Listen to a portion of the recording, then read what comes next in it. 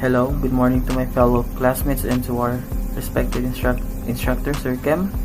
Our group, which is the second group, will be discussing our assigned report, which is about teaching speaking. Okay, so here is a table of contents. We have teaching oral communication skills in pedagogical research, types of spoken language, what makes speaking difficult, micro skills of oral communication, teaching pronunciation then and now, factors affecting pronunciation learning, types of classroom speaking performance, principles for designing speaking techniques for teaching oral communication skills. Okay, so I will be covering two topics, which are the teaching oral communication skills and oral communication skills in pedagogical research. Okay, so let us now begin with the first topic, the teaching of oral communication skills. Okay, so oral, from the Latin word oralis, which means mouth, right? So it involves the use of mouth when, speaking, or when verbal words came out of our, mouth in communicating. So, which it relates to speaking, our topic for today. Okay, so what do you think is the difference between speaking and talking? I'm sure you lot will answer that speaking is much more formal than talking. Yes, but it is much more complex than that. Speaking may refer to the action of conveying information or expressing one's thoughts and feelings in spoken language, while talking naman is just simply engaging in speech or having a casual conversation. Okay, so introduction. From a communicative pragmatic view of the language classroom, listening and speaking skills are closely mixed together. So more often than not, ESL or the English as second language curricula that treat oral communication skills will simply be labeled as teaching speaking courses. The interaction between these two modes of performance applies especially strongly to the most popular discourse category in the profession, which is the conversation. Okay, so some of the components of teaching spoken language were covered in the previous chapter as we look closely at teaching listening comprehension. Types of spoken language, the idiosyncrasies of spoken language that make listening difficult, and listening micro skills that are a factor of the oral code. So as we look into how oral communication skills are taught, this chapter will expand on those ideas. Okay, so for the oral communication skills in pedagogical research. So a review of some of the current issues in teaching oral communication will help to provide some perspective to the more practical considerations that follow after this chapter. Okay, so the first issue, we have the place of pronunciation teaching. So this issue will be covered in some detail later in the chapters. For the time being, some introductory remarks are in order. So there has been some controversies over the roles of pronunciation work in communicative interactive course of study, because the overwhelming majority of adult learners will never acquire an accent-free command of foreign language, so which is not possible, the accent-free. Then should a language paradigm that emphasizes whole language, meaningful context, and subconscious acquisition focus on these tiny pronunciation details of language? The answer is yes, but in a different way from what was perceived to be essential a mere decade or two ago. More on this later in the chapter. Okay, so the next one, we have the accuracy and fluency. An issue that pervades all language performance centers on the distinction between accuracy and fluency. In spoken language, the question we face the question that usually the teachers encounter is how shall they or we prioritize the two clearly important speaker goals of accurate, for example, clear, articulate, grammatically and phonologically correct language, And second, the fluent, the flowing natural language. Okay, so in the mid to late 70s, some teachers turned away from accuracy issues in favor of providing a plethora of natural language activities. So our classroom today must not become linguistics courses, but rather locus of meaningful language involvement. So unfortunately, such classrooms so strongly emphasize the importance of fluency with a concomitant laying down of the beats and the pieces of grammar and phonology that many students manage to produce fairly fluent, barely comprehensible language. While fluency may in many communicative language courses be an initial goal in language teaching, accuracy is also achieved to some extent by allowing the students to focus on the elements of phonology, grammar, and spoken output. So of course, accuracy is also important in linguistic. This is like the indications that you are competent enough to know the elements of the language, like such as the phonology, grammars, and other spoken outputs. And the fluency naman is probably best achieved by allowing the stream of speech to flow. So it is like the flowing, the natural. Then, as some of the speakers spills over beyond comprehensibility, the riverbanks of instruction on some details of phonology, grammar, or discourse will channel the speech on a more purposeful course. The fluency accuracy issue often boils down to the extent to which our techniques should be message-oriented, message-oriented, or some call it the teaching language use as opposed to language-oriented, or also known as teaching language usage. Current approaches to language teaching lean strongly towards message orientation, with language usage offering supporting role. Okay, so let's continue to the third one. We have the effective factors. Of course, so one of the major obstacles or challenges learners have to overcome in learning to speak is the anxiety generated over the risks of blurting things out that are wrong, stupid, or incomprehensible. I'm sure that a lot of you can relate to this, right? Because this is like one of the major reasons why introverts exist, because of social anxiety. Okay, so because of the language ego that informs people that you are what you speak, learners are hesitant to be judged by the hearers. So language learners can put a new twist. So according to Mark Twain's, it's better to keep your mouth closed and have others think that you are ignorant than to open it and remove all doubts. So according to him, you should it is much better to just maglilom-ilom lang, keep your mouth closed and let others think that you are an ignorant person than to open it and mawala ta na ng mga doubts. So the job of the teachers is to provide the kind of warm, embracing climate that encourages students to speak, however halting or broken those attempts may be.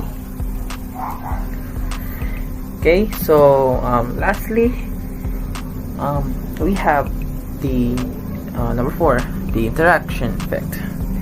The greatest difficulty that learners have in learning to speak is not in the multiplicity of sounds, words, phrases, and discourse forms that characterize any language, but rather in the interactive nature of most communications. Okay, so conversations are collaborative as participants are engaged in a process of negotiation of meaning.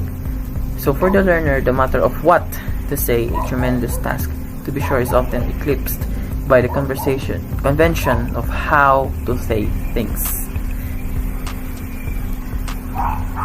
and when to speak and other discourse constraints. Okay, so among the many possible grammatical sentences, for example, that a learner could produce in response to a comment, how does that learner make a choice? Okay, so according to David Nolan, he has answered that questions, and he notes a further complication in interactive discourse, what he calls the interlocutor effect, or the difficulty of speaking task is gauged by the skills of one's interlocutor. So, what is an interlocutor? Okay, so according to David Nolan, an interlocutor is a person or an individual person that is involved in a conversation. So, that is having conversations with others. So, for example, for responding to a comment, there are lots of possible sentences. Okay, so in other words, one learner's performance is always colored by that of the person or interlocutor he or she is talking with. Okay, so that is the end of my report. I hope you learned something and have a great day. God bless. Good day everyone. My name is NUENAY from English 3A, and for my part, I'm going to continue the discussion from the topics types of spoken language and what makes speaking difficult of the macro skill of speaking module. So as we all know, language teaching integrates the 4 skills, and it includes speaking. And speaking, it is intertwined with listening, which is why this topic is a recap of the categories of the types of spoken languages that were discussed or introduced to us from the previous module of teaching listening. But the difference is we will now focus on the production or speaking and the speaker in the most emphasized instruction of mastering English, the conversation. So, in the conversational instruction, we will now focus on, again, the speaking skills, the skill that can be observed by the direct usage of spoken language. And speaking of spoken language, we have 2 major types, the monologue and the dialogue. So, the subcategories for monologue are planned and unplanned, and these are the terms or the descriptions that were explained to us from the previous module. We will just have a look on this slide, and let us now head on to dialogue. You know, both monologue and dialogue are very useful mediums and areas of oral production, but we will lean more on dialogue. As it is said, students' oral production and efforts from beginning through immediate levels of proficiency come in more on conversations or dialogues. Or basically, most of the manifested efforts of students are in dialogue, in an interactive classroom communication, or even outside that. So dialogue is what's mostly used by students to practice their speaking skills. The goal of this topic is to ensure that students will learn to converse in both of its subcategories and develop speaking skills. Also to be aware of the principles, features, and everything that makes interpersonal conversation. So, at this point, let us dive deeper about the types of dialogue. As opposed to monologue, dialogue involves 2 or more speakers, and it is an effective two-way conversation, which means there are exchanges, and exchanges comes in styles and purpose, and these styles and purpose of exchanges are subdivided into interpersonal and transactional. But before we look at these 2 major types of dialogue, let us first look at what makes up these types of dialogue and the subcategories that these 2 similarly have, which are the familiar and unfamiliar. So these are the shared knowledge between interlocutors or participants of dialogue. So basically, when the interlocutors or participants share the same good amount of knowledge in their dialogue, and when they run the conversation effectively with more assumptions, implications, and even hidden meanings in their exchange, the dialogue falls under familiar. Meanwhile, if the exchange or reference needs to be more explicit to run an effective conversation and support an effective comprehension, it falls under unfamiliar. Unfamiliar needs explicitness. Otherwise, misunderstandings will always happen. So for a first dialogue type, the interpersonal, it promotes social relationships, refers to conversations between people or groups, which are greetings, apologies, compliments, invitations, and other social conversations that are done every day with or without necessary reasons. It is also the process of people exchanging ideas, information, feelings, and intent. And to better understand interpersonal, we have its principles and features. First, let us head on to the interpersonal principles. There are 4: the inescapable, irreversible, complicated, and contextual. So, inescapable is the reality that conversations are impossible to escape. Pretty much, even if we need time by ourselves, we probably always have to interact with people, even online. The next principle is that conversations are irreversible, meaning we can take back the things that we say in the interaction or conversation with others. Even if we apologize or offer an explanation to correct the mistakes we said or did, still our original conversations can't be reversed. So the next thing we have to be aware of is the complications. Conversations are naturally complicated because of the many aspects that are present. There are various reasons why conversations can be complicated, but one example is how the things we say are interpreted in different ways. The next principle is the contextual. It is just the reality that conversations and communications are difficult to control, and the way that what we say are received are influenced by factors involved, such as who we are speaking, what their background is, and how they perceive or interpret our message. So these principles help demonstrate the nature of interpersonal conversation and help us to understand deeper about what it is and aware us what we need to consider when we are conversing.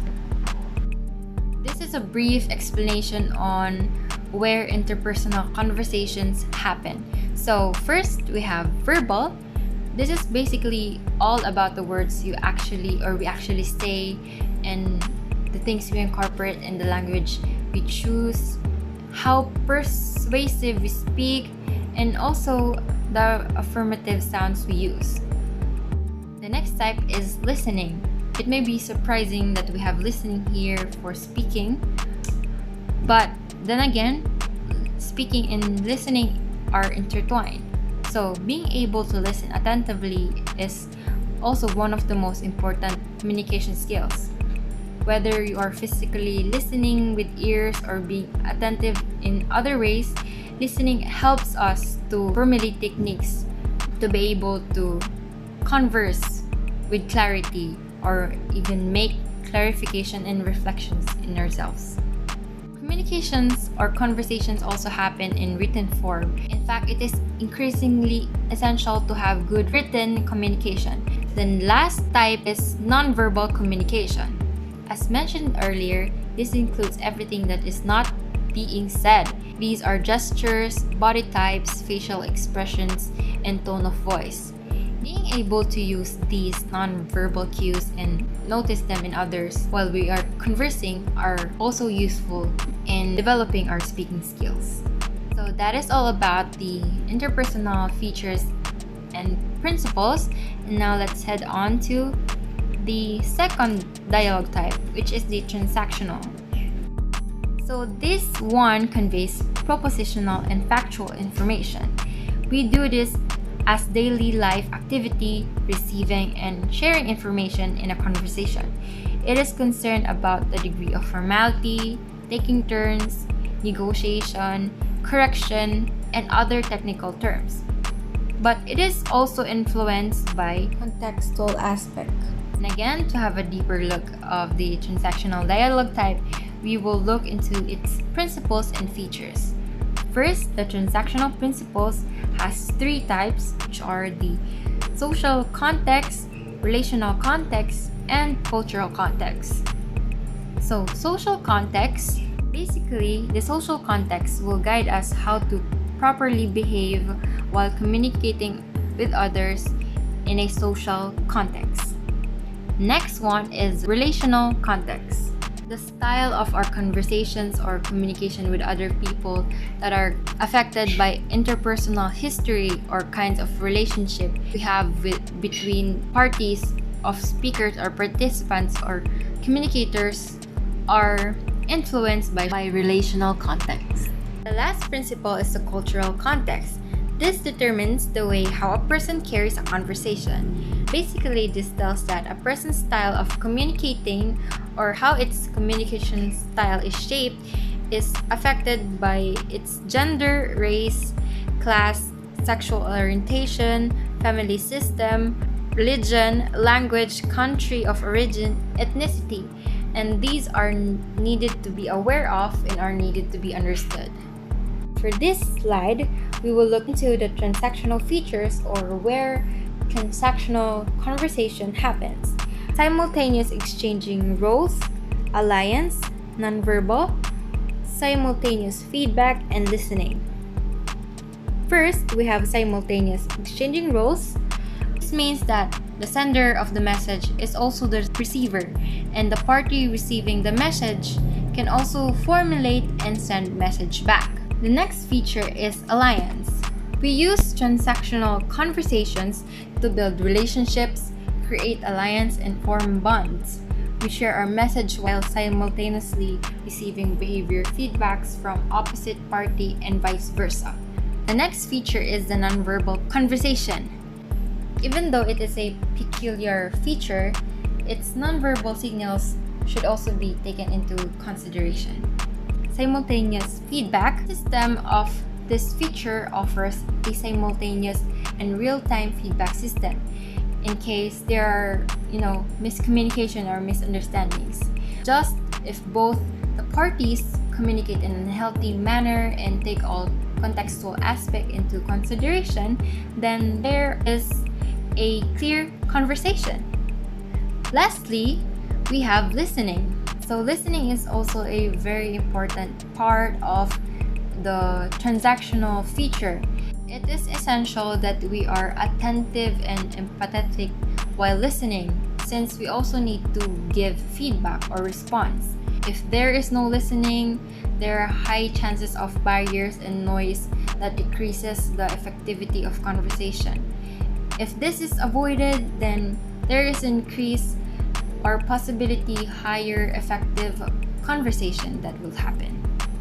And that is all for the features and principle of transactional dialogue. So additional information for the monologue.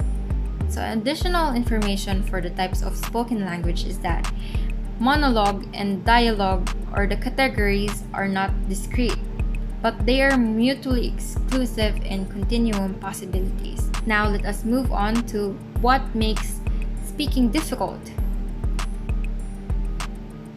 We will look into the idiosyncrasies that make speaking difficult. This also serves as a guide for designing speaking lessons. We have clustering, redundancy, reduced forms, performance variables, colloquial language, rate of delivery, stress, rhythm, intonation, and interaction. First is clustering. Clustering will be difficult if it's done word by word, so it is suggested that we cluster in groups or phrasal. From literal, we make a higher level speaking practice by clustering output in groups, meaning by phrase, and again, not word by word, to level up our schemata and metamorphical and idiomatic understanding of spoken languages, and also to avoid hindrance in effective assumptions or comprehensions. Next is redundancy. It gives us opportunity to make meaning clearer. Redundancy happens when speaker has difficulties to speak straightforwardly. However, this is also an advantage to make clearer meanings in language. This can make stems in construction that enables dialogue to become more expounded, and this also happens when there are rephrases of the same meaning, which ensures clarity or gives speakers the time to organize thoughts as they speak. Next is reduced forms. These are contractions, elisions, reduced vowels, and alike. The problem is how these reduced forms are used, how these forms are randomly used, how these forms can be used to be understood. So, in order to solve this problem, learners need to acquaint themselves in language forms like reduced forms to increase level of comprehension and creativity in speaking. Otherwise, only stilted and bookish quality of speaking will be developed. Another is the performance variable. It is the obstacle for the perception of non-native speaker especially, but it's also an effective quality control device for both non-native speaker and native speaker.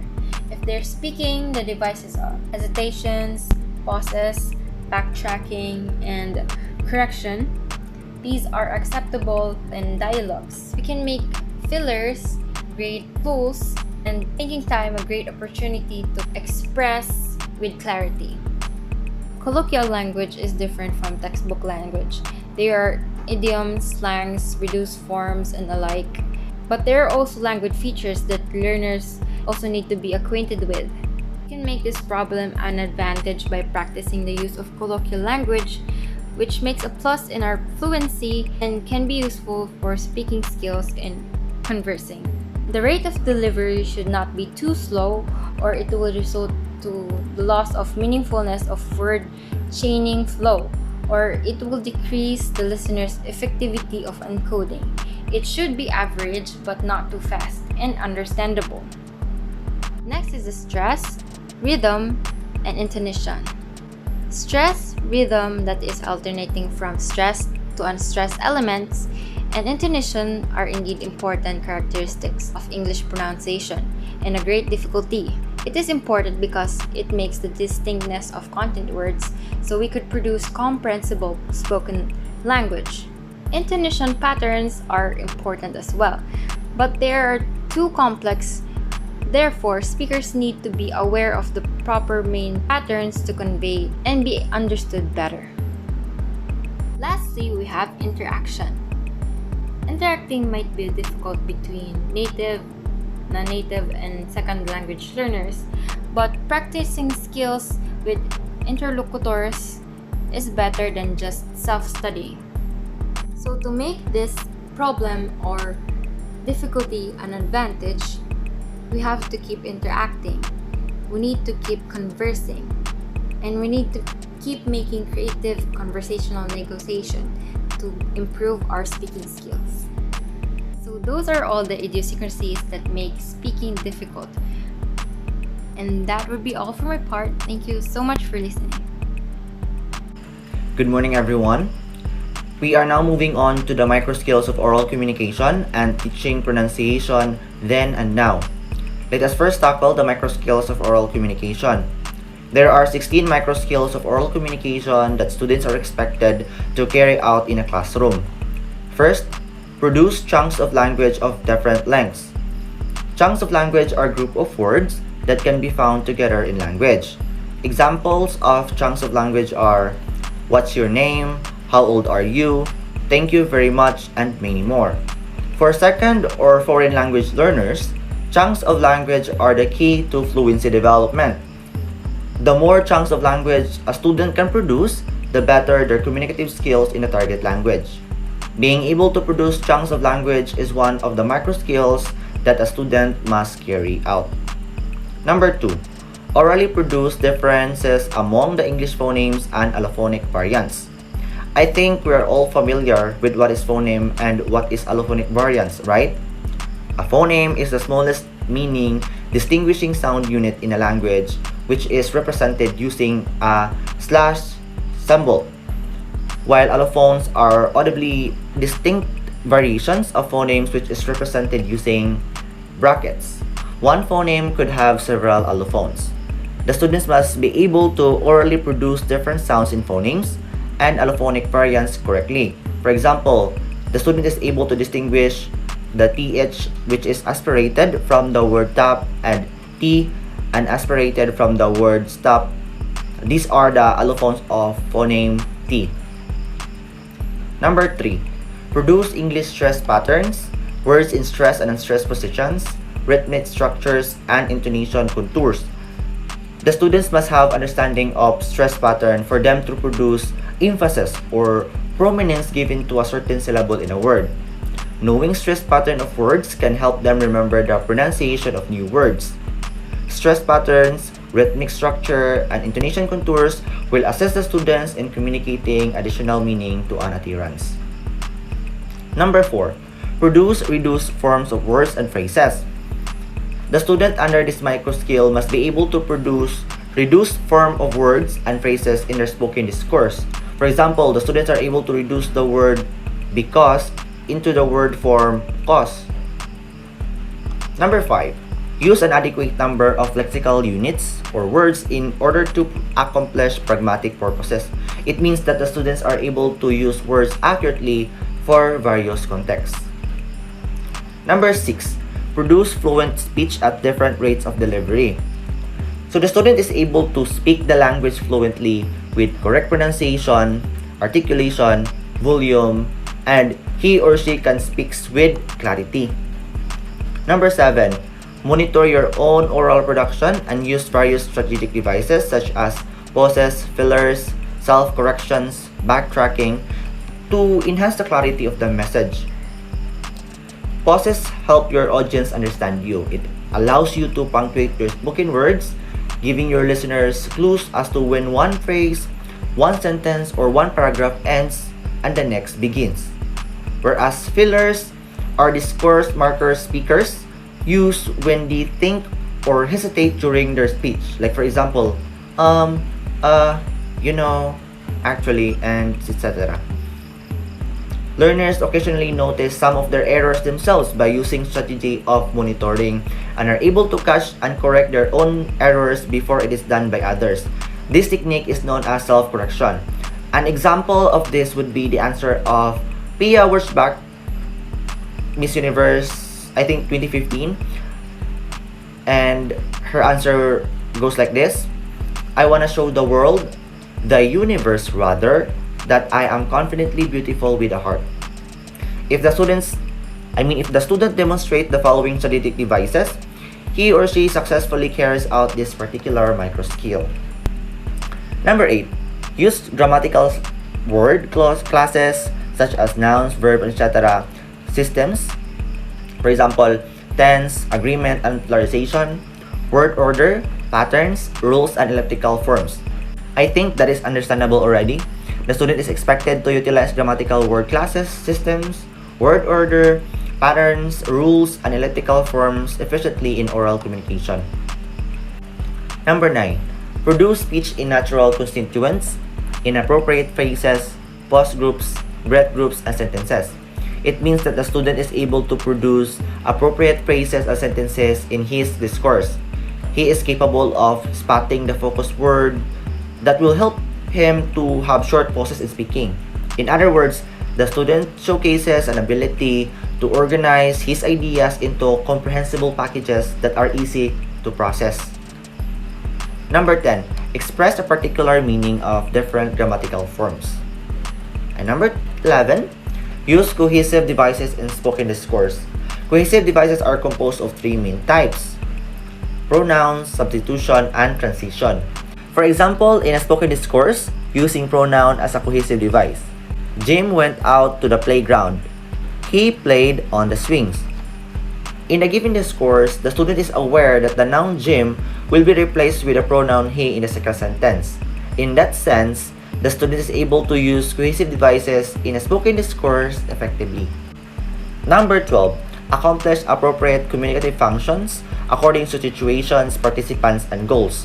For example, the communicative function is expressing regret.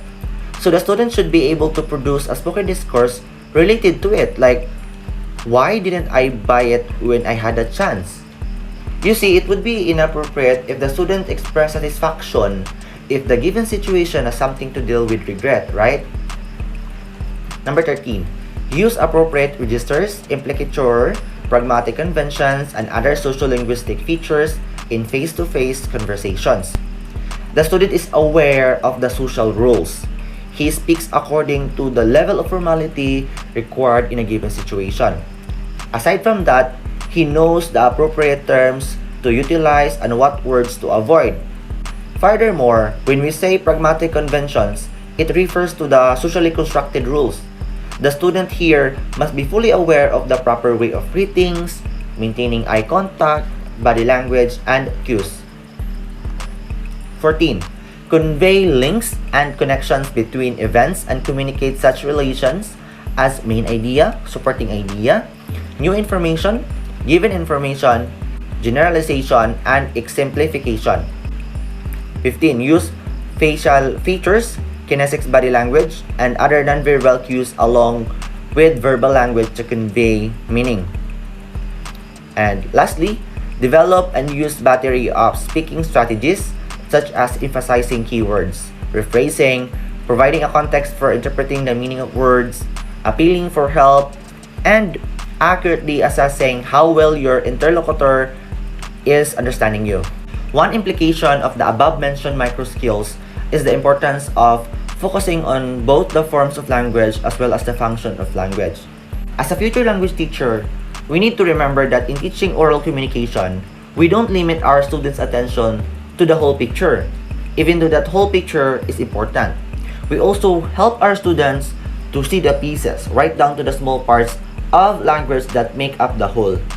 It is also essential that the language learners are exposed to the details of how oral language works. Let us now proceed to the teaching pronunciation then and now. It was said that the views of teaching pronunciation have changed dramatically over the last half-century of language teaching. During the peak of audiolingualism, I think audiolingualism is the idea that the native language or the mother tongue of a person should be kept apart from the target language to prevent any interference. Through this, the pronunciation became the central component of a course or program. Language was viewed hierarchically. The very base or bottom of this hierarchy was the articulation of phonemes and their contrast within English and between English and native languages. Pronunciation classes during this timeline are imitation drills, memorization of patterns, minimal pair exercises, and explanations of articulatory phonetics. In 1970s, where the language teaching profession began to experience major changes, proponents of, let it just happen approaches in language teaching interfere, and whoever tries to smack of linguistic nuts and bolts will be under siege. As we became more concerned with authenticity, real-world tasks, naturalness, non-directive teaching, and process, we became less concerned with the product or the language itself.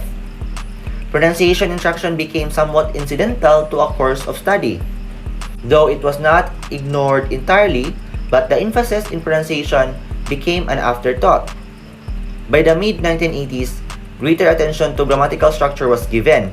During this time, pronunciation became a key to gaining full communicative competence. Current approach to pronunciation starkly contrasts with the early approaches. In other words, there is now a balance between the learner's mastery of a list of phonemes and allophones, to the most relevant features of pronunciation, which is stress, rhythm, and intonation. Instead of teaching only the rule of articulation within words, or at best, phrases, we teach its rule in a whole stream of discourse. Rita Wong, 1987, reminds us that contemporary views of language hold that the sounds of language are less crucial for understanding than the way they are organized. The rhythm and intonation of English are two major organizing structures that native speakers rely on to process speech. Because of their major roles in communication, rhythm and intonation merit greater priority in the teaching program than attention to individual sounds. Wong's comments reflect an approach that puts all aspects of English pronunciation into the perspective of a communicative, interactive, whole language view of human speech. Once again, history has taught us the lesson of maintaining balance. That ends my part, and thank you for listening. Good day everyone, I hope you are doing well today. I am DARA MONREAL, and the topic that I'm going to discuss is about the factors affecting pronunciation learning. So it is noted that language learners always come across some difficulties and problems while learning a second language. And one of the most remarkable difficulties seen in this process happens to be the pronunciation of the foreign language vocabulary. So what is pronunciation? The word pronunciation comes from the difficult to pronounce Latin root pronunciationem, which means act of speaking or a proclamation, and it is often linked to some standard of correctness or acceptability. For example, pronouncing dawn for down is wrong. So in this report, we also have the term accent. Accent and pronunciation are closely related words, but they have difference between their meanings. Pronunciation is associated with clear communication, which means that if a person is not pronouncing as the word should be pronounced correctly, then she or he is speaking the language wrongly. Pronunciation is the manner in which a word should be articulated for the better understanding of it. Whereas accent, it is a distinctive way of pronouncing a language, especially one associated with a particular country, area, or social class. It refers to the stress or emphasis that has to be placed on a letter in a particular word, and because of this, it tends to distinguish language variation. For an instance, in the Japanese phonetic system, Japanese people tend to add a vowel next to a consonant. So for the English word wife, they say it as wife. And for the English word ball, Japanese people say it as ball. Before we proceed, let us watch these two videos. 海外の喋り方っぽい英語とかあるじゃないですか。ありますあります。ちょっとそのモノマネを一つもらっていいですか。外国人が喋ってる英語っぽいちょっと流暢な感じの。Wow! It's very, very, very. 出るかってちょっと一回見せてもらってもいいですかね。どんな雰囲気だ。Many bus with the place where you show it is down where the trash with so right seat will thank you. めちゃくちゃ上手ですね。雰囲気めちゃくちゃ掴んでます。僕ちょっと無理ですか。ありがとうございます。お願いしたいです。まあこれはもう。I'm so nothing too much and the competition now and so very similar. No, nó có thể biết mà làm nào. I said it wrong. Nó nhưng mà làm bad. Đó là gì? Now let us watch the second video.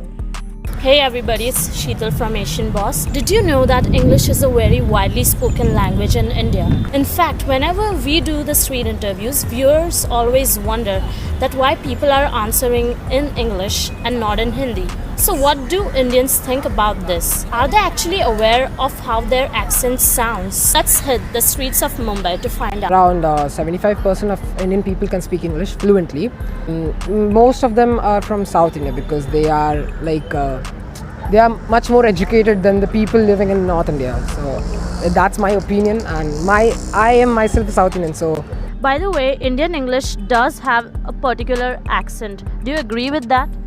Yeah, I think Yes, pretty much, but it has nothing got any problem with Indian people as such, because that is the way we talk. So for you, it is normal, right? Your accent. Yes, it's normal. As an Indian person, were you aware that foreigners often make fun of the Indian English accent? Yeah, it is actually like when I have not personally encountered the situation, but my like I have cousins who live in the US. They speak that US accent of English, but still they get judged. Like this person looks Indian, and people, I don't know why. It's basically racism, and it's just senseless to me basically.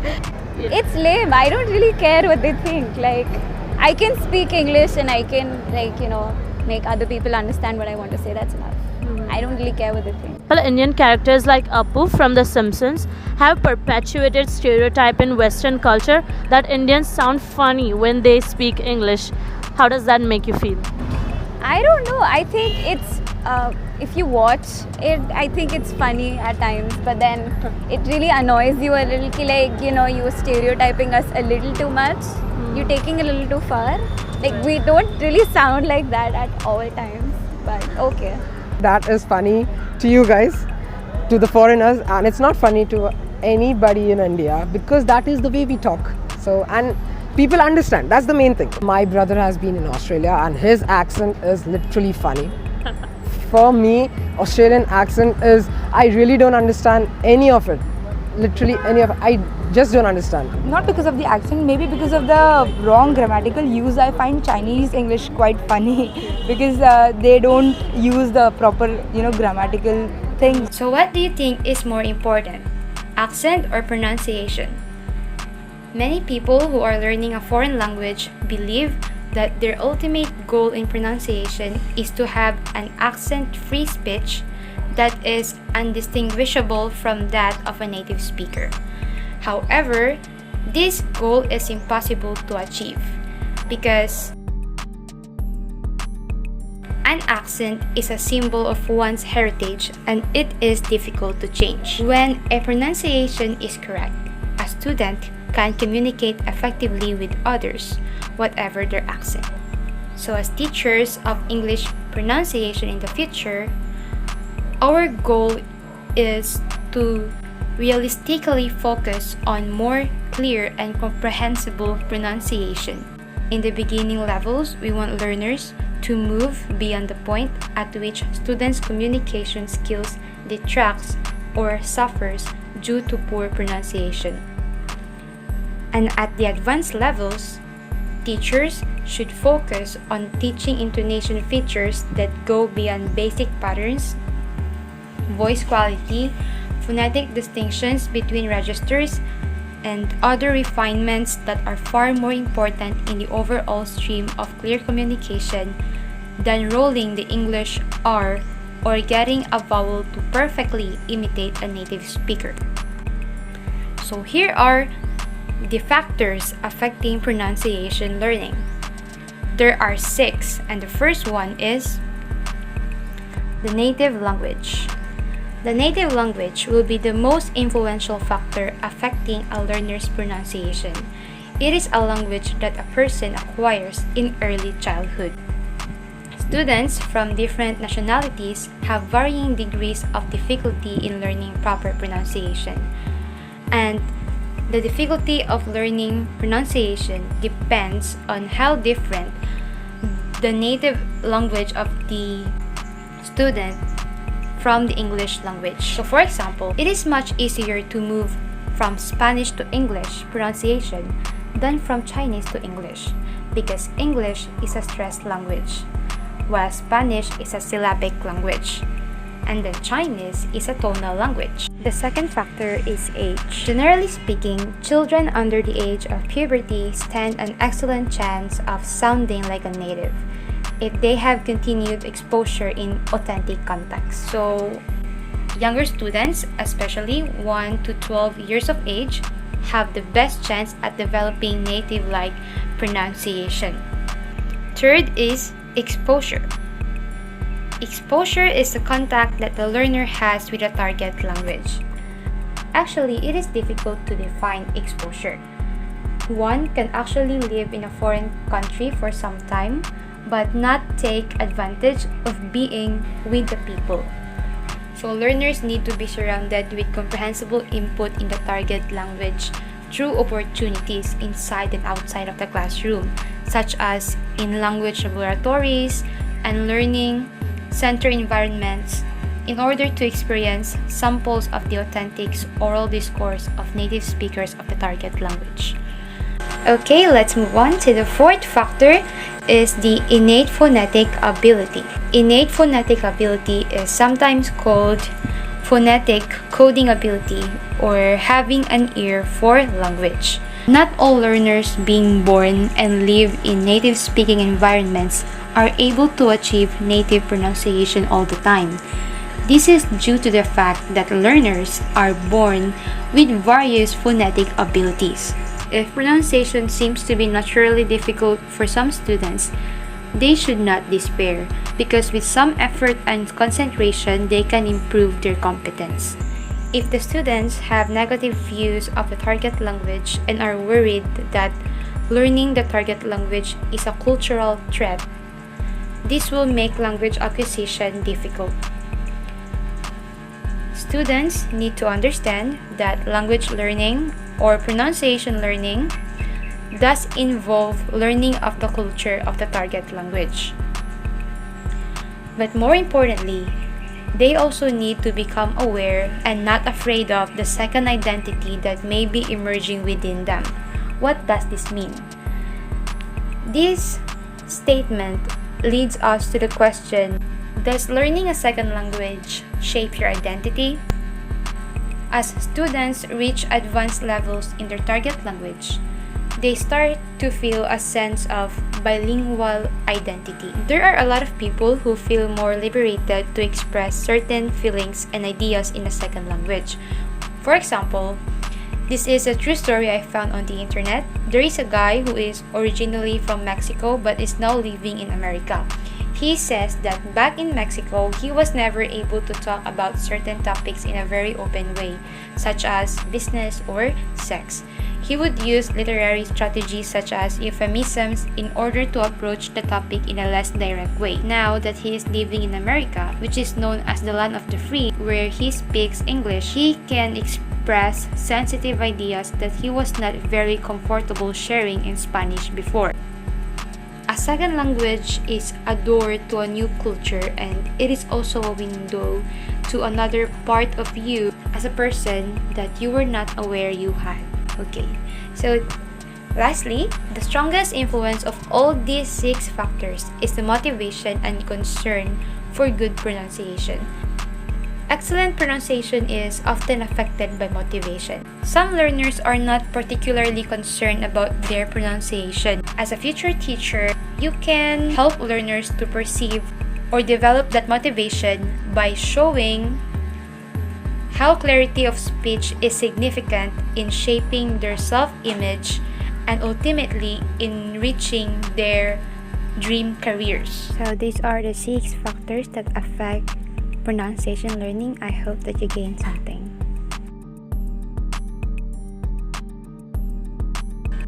Okay, so let's move on to the types of classroom speaking performance.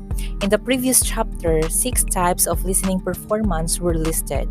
With the obvious connection between listening and speaking, 6 similar categories apply to the kinds of oral production that students are expected to carry out in the classroom. First, we have imitative. A very limited portion of classroom speaking time may legitimately be spent in the human tape recorder speech, where learners are, for example, practicing an intonation contour, trying to pinpoint a certain vowel sound, and etc. It is carried out not for the purpose of meaningful interaction, but for focusing on some particular element of language form. This is usually performed in form of drilling. Drills are limited practice through repetition, and it provides learners an opportunity to listen and to orally repeat certain strings of language. So here are some useful guidelines for successful drills. First, keep them short. A few minutes of a class hour only. Keep them simple. Keep them snappy. And make sure students know why they are doing the drill. Limit them to phonology or grammar points. Make sure they ultimately lead to communicative goals. And lastly, do not overuse them, because failure to follow these guidelines could result in students becoming parroting tape recorders and incapable of batting the ball during the real ball game. And imitative speaking task includes minimal pair repetition, word or phrase repetitions, sentence repetition. Example, students listen to the teacher and repeat the pronunciation of English words and expressions such as, for example, words, bus terminal, police station, desk clerk, information counter, downtown, and expressions. For example, good morning, may I help you? Excuse me, sir, where can I get a taxi? How much does it cost? What time does the bus leave? Second is intensive. Unlike imitative speaking, which is designed to practice some phonological or grammatical aspect of language, intensive speaking provides learners the opportunity to going over and use certain forms of language through controlled speech production. So intensive speaking task includes directed response. For example, tell me he went home, and read aloud for pronunciation or fluency. Oral sentence completion. For example, yesterday I blank. Next is oral close procedure. For example, yesterday I blanked to the gym. And dialogue completion. And lastly, directed response. Number 3, responsive. Responsive speaking involves short replies to teacher or student-initiated questions or comments. These replies are usually sufficient and do not extend to dialogues. Speech production can be meaningful and authentic. So, for example, the dialogue, the conversation of the teacher and the student. Teacher, how are you today? Student, pretty good. Thanks. And you? Teacher, what is the main idea in this essay? Student, the United Nations should have more authority. Student 1, so what did you write for question number 1? Student 2, well, I wasn't sure, so I left it blank. Responsive speaking task includes picture description or elicitation of directions. Question and answer. Question elicitation, elicitation for instructions, and paraphrasing. Number 4, transactional dialogue. Transactional language is an extended form of responsive language, which is carried out for the purpose of conveying or exchanging specific information. So, for the example is dialogue of the teacher and the student. What is the main idea in this essay? The United Nations should have more authority. More authority than what? Than it does right now. What do you mean? Well, for example, the UN should have the power to force a country like Iraq to destroy its nuclear weapons. You don't think the UN has that power now? Obviously not. Iraq is still manufacturing nuclear bombs. So such conversations could readily be part of group work activity as well. So interactive speaking task includes role plays, oral interviews, discussions and conversations, and games. Fifth, interpersonal dialogue. Like in transactional, interpersonal speaking here is also carried out in a dialogue. It is purpose for maintaining social relationships than for the transmission of facts and information. These conversations are a little trickier for learners because they can involve some factors such as slang, ellipsis, sarcasm, or casual register, and etc. This often makes the learners find it difficult to understand the language or even misunderstood. For example, the conversation of Amy and Bob. Hi, Bob. How's it going? Oh, so. Not a great weekend, huh? Well, far be it from me to criticize, but I'm pretty miffed about last week. What are you talking about? I think you know perfectly well what I'm talking about. Oh, that? How can you get so bent out of shape over something like that? Well, whose fault was it, huh? Oh, wow. This is great. Wonderful. Back to square one. For crying out loud, Bob. I thought we'd settled this before. Well, what more can I say? So, as you can see in this dialogue, there are words that are difficult to understand. For example, pretty miffed, bent out of shape, and back to square one. Pretty miffed means slightly annoyed. So therefore, Bob is slightly annoyed to Amy about last week. Next is bent out of shape. Bent out of shape means angry. So therefore, Amy said that, how can you get so angry over something like that? Back to square one means to start over. Extensive monologue or extensive speaking usually occurs when students are asked to give oral reports, summaries, or short speeches. The kind of register is more formal and speaking performance is carefully produced. Monologues can be planned or presented without earlier preparation. Extensive speaking task includes oral presentation. It can be academic or professional context. Storytelling, retelling a story or a news event, reporting information. So, which activities can a teacher carry out to get students to speak fluently? So, thanks for your attention. Good day everyone, my name is JOURLEY GABONADA and I am here to present to you the principles for designing speaking techniques. So we have here 7 principles for designing speaking techniques. First, techniques should cover the spectrum of learner needs, from language-based focus on accuracy to message-based focus on interaction, meaning, and fluency. Number 2, techniques should be intrinsically motivating. 3, techniques should encourage the use of authentic language in meaningful context. 4, provide appropriate feedback and correction. 5, capitalize on the natural link between speaking and listening. 6, give students opportunities to initiate oral communication. And last, encourage the development of speaking strategies. So for number 1, techniques should cover the spectrum of learners' needs, from language-based focus on accuracy to message-based focus on interaction, meaning, and fluency.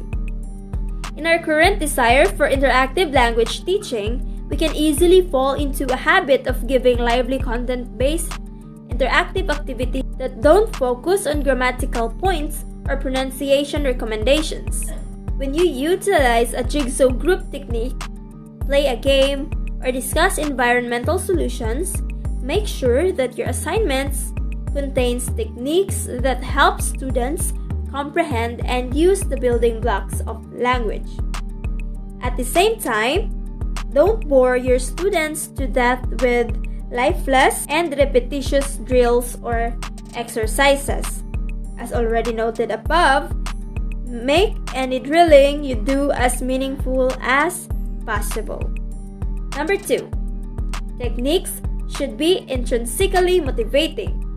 Try at all times to appeal to students' ultimate goals and interests, to their needs for knowledge, for status, for achieving competence, autonomy, and for being that all they can be, even in those techniques that don't send students into ecstasy. Help them to see how the activity will benefit them. Many times, students don't know why we ask them to do certain things, and it usually pays to tell them why.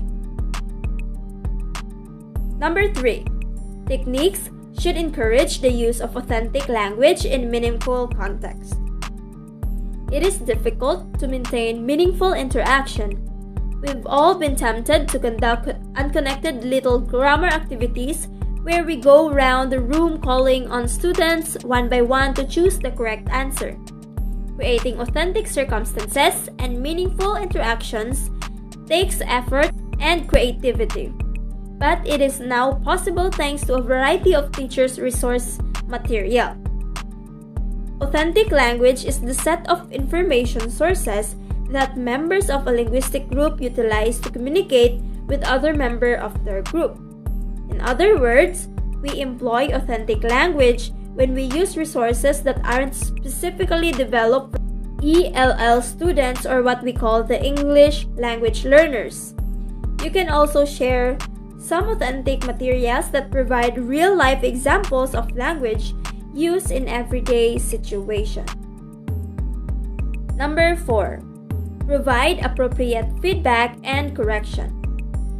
In most EFL situations, students are totally dependent on the teacher for useful linguistic feedback. It is important that you take advantage of your knowledge of English to inject the kinds of corrective feedback that are appropriate for the moment. Feedback really helps the students to understand the subject they are studying and gives them clear guidance on how to improve their learning process. Feedback can help students improve confidence, self-awareness, and enthusiasm for learning what they are being taught. Number 5. Capitalize on the natural link between speaking and listening. Many interactive techniques that involve speaking will also, of course, include listening. Don't lose out on opportunities to integrate these two skills. As you are perhaps focusing on the speaking goals, listening goals may naturally coincide, and the two skills can reinforce each other. Skills in producing language are often initiated through comprehension. Listening and speaking are always intertwined in real life. Thus, teachers should teach these two abilities in combination. Although children may be able to listen and speak in the language, they may not be able to communicate in it since these abilities are not employed in integration. Number 6. Give students opportunities to initiate oral communication. The instructor initiates words in a large portion of typical classroom interaction. They ask questions, provide instructions, and supply information, and students have been trained to speak only when spoken to. Oral communication competence includes the capacity to initiate conversations, suggest topics, ask questions, manage conversations, and change the subject. Communication skills enables us to make connections, influence decisions, and inspire change. Without communication abilities, it would be practically impossible to advance in the workplace or in school and in life. The last principle is to encourage the development of speaking strategies. Few language students are familiar with the concept of strategic competence. They have simply not considered building their own personal strategies for achieving spoken communicating goals. Your classroom can be one in which students learn about the practices such as asking for clarifications. What? Asking someone to repeat something. Huh? Excuse me? Or pardon? Using filters? In order to gain time to process. Using conversation maintenance cues? Right. Yeah. Okay. Getting someone's attention. Hey. Say so. Using paraphrases for structures one can't produce. Appealing for assistance from the interlocutor to get a word or phrase, for example. Using formulaic expression at the survival stage. How much does it cost, or how do you get to the blank? or anything. Last, use mime and nonverbal expressions to convey meaning. I guess that would be all for my presentation, and thank you so much for listening. God bless us all.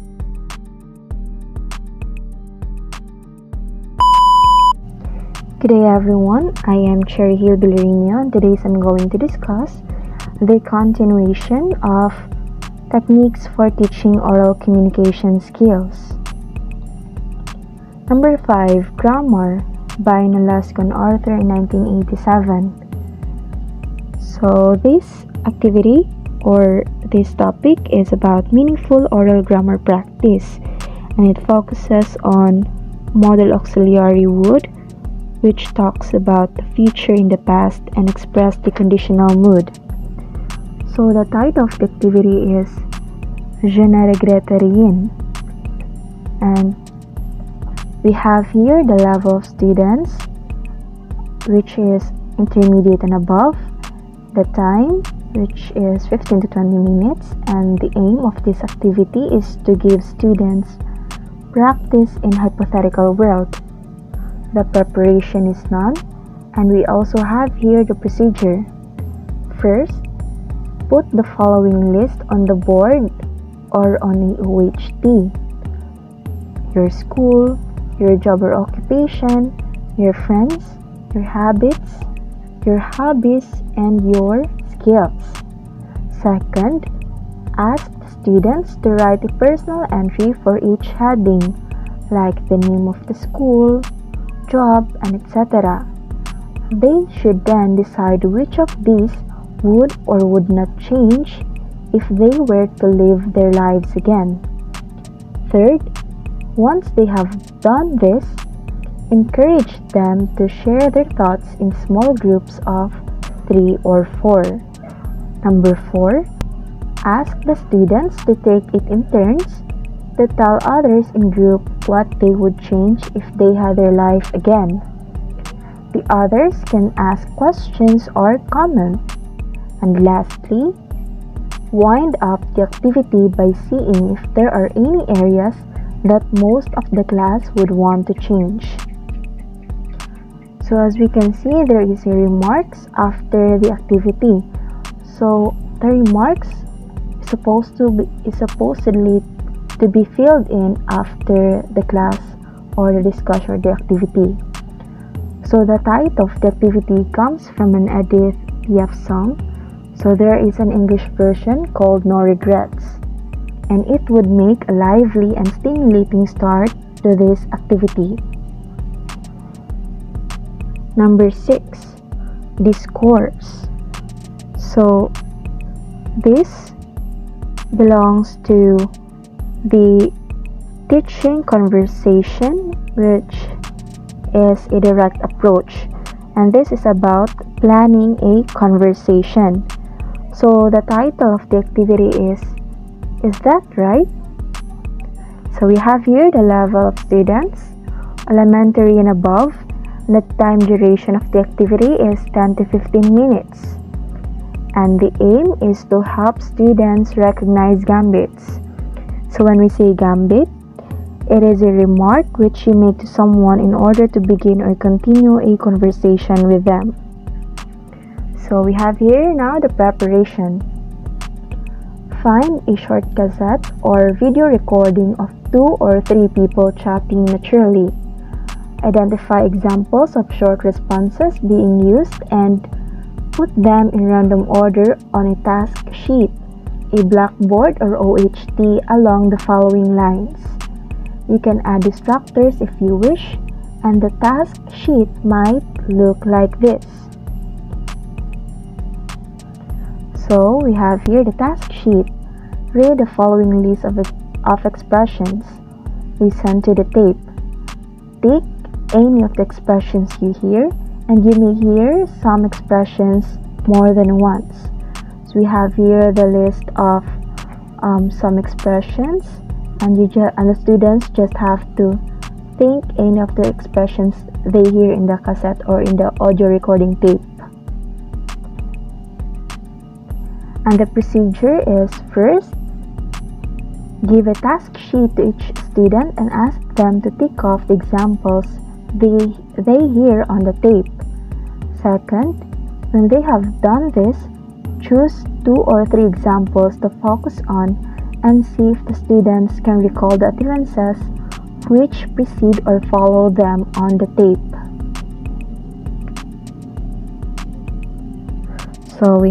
So now let's proceed to number 7, which is about strategy consciousness raising. So this is a strategy that will help students improve their speaking skills.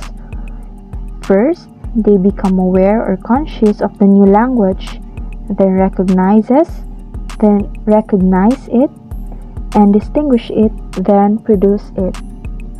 So the title of the activity is Plan Your Time.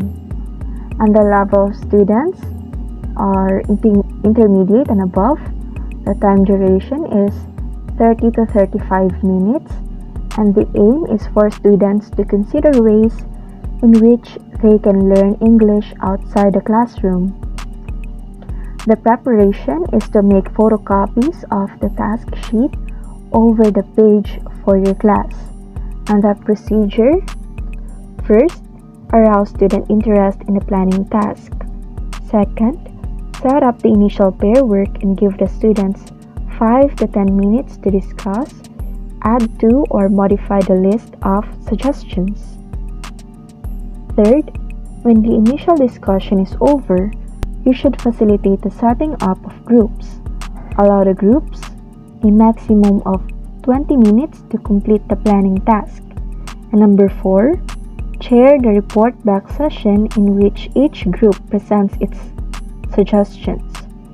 Make OHTs or posters available to help the groups present their ideas.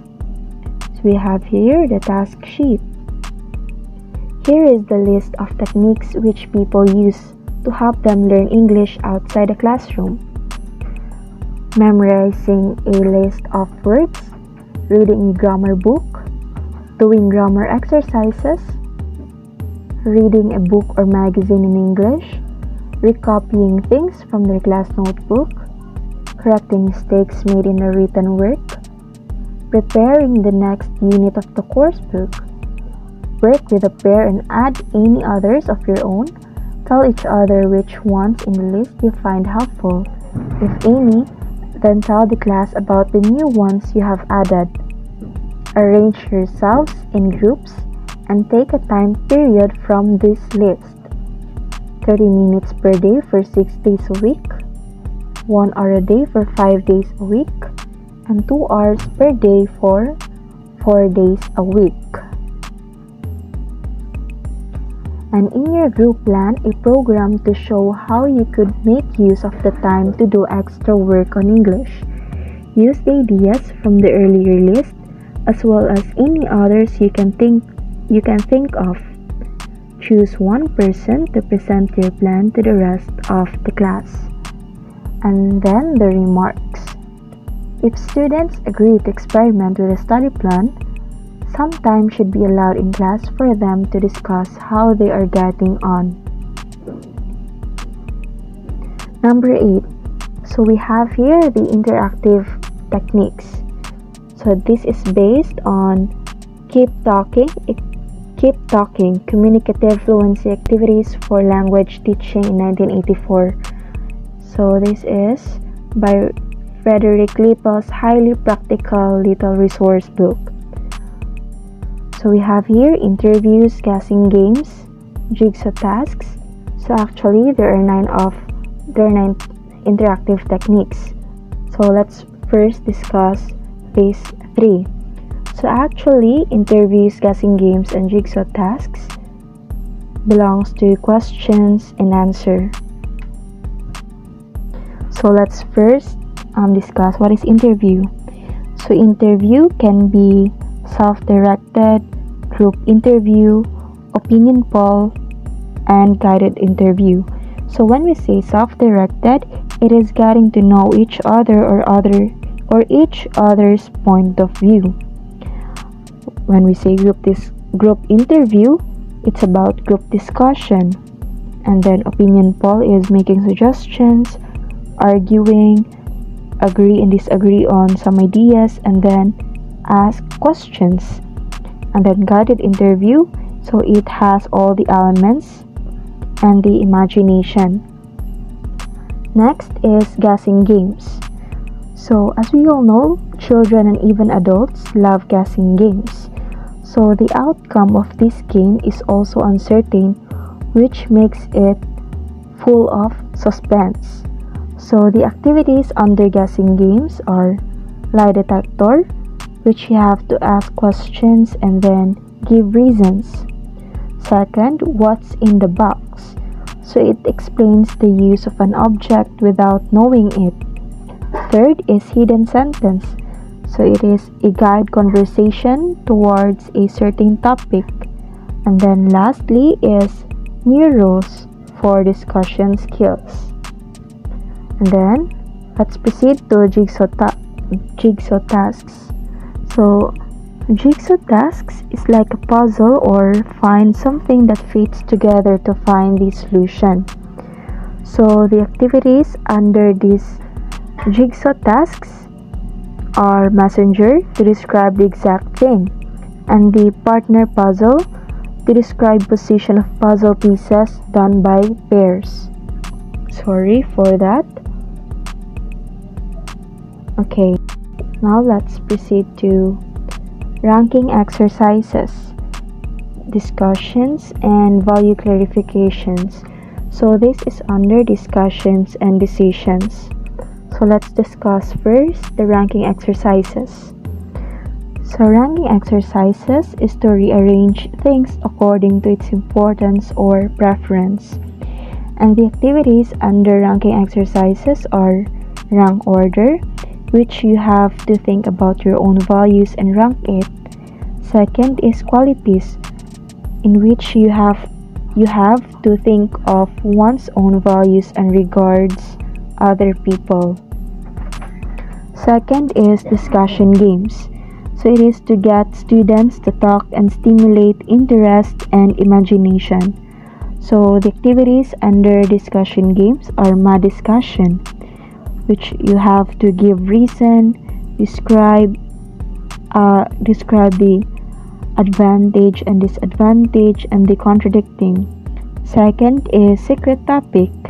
You have to talk without coming to the point. Then it allows or it shows a fun imagination. Now let's proceed to value clarifications. So this helps young people to be aware of their own values and act according to it.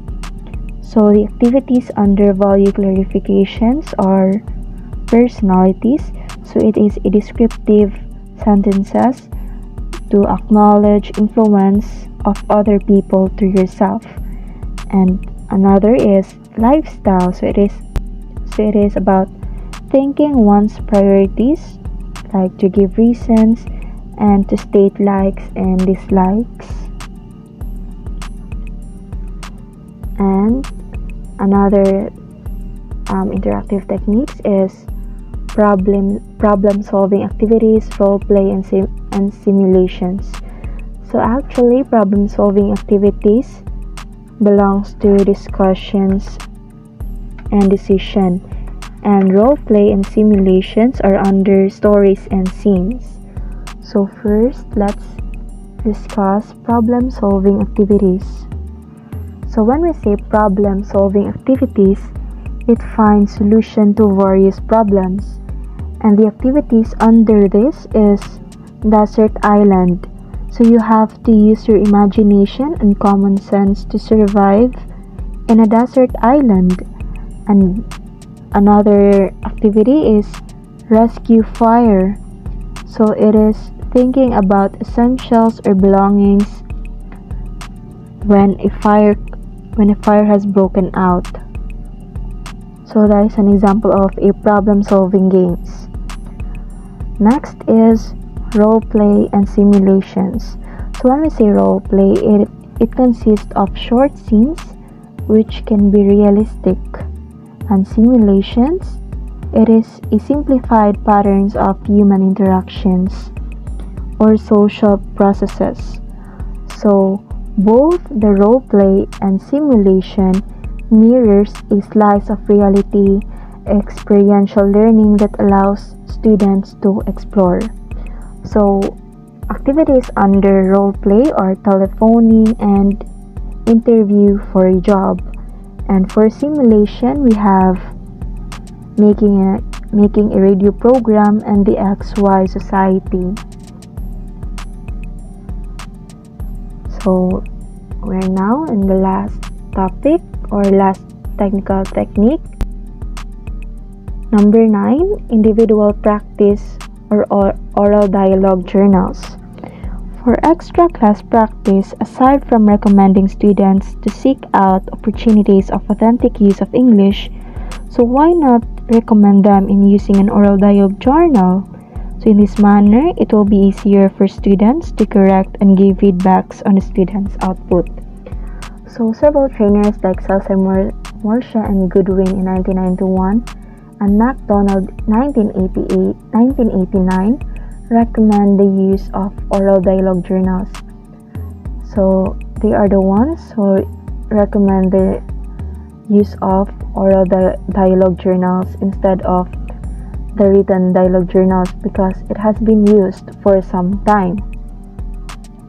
So the use of a tape recorder for audio tape journals lets the students to freely express themselves without the fear of being judged or ridiculed by some peers. Another is convey real concerns and thoughts and practice speaking. And lastly, it allows teachers to easily give feedback on both form and content of the students or on the output of the students. So that ends my report and our report. Thank you and God bless.